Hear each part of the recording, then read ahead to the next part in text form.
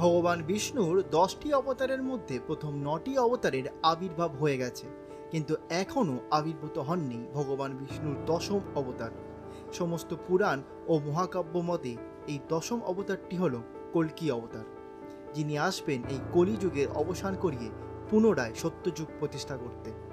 এইভাবেই যুগচক্র চলে আসছে, সৃষ্টি ধ্বংসের পর পুনরায় আরম্ভ হবে। কলিযুগের প্রতীক অসুর কলিকে যুদ্ধে হারিয়ে কলিযুগে শেষ করবেন ভগবান কল্কি, এমনটাই ভবিষ্যৎবাণী পাওয়া যায় কল্কি পুরাণ, গরুড় পুরাণ সহ অন্যান্য পুরাণে।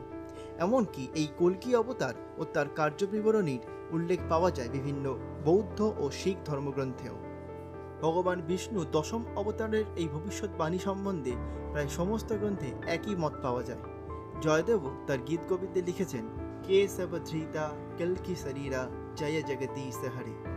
ভগবান বিষ্ণুর এই দশম অবতারের বিভিন্ন মূর্তিও দেখা যায়।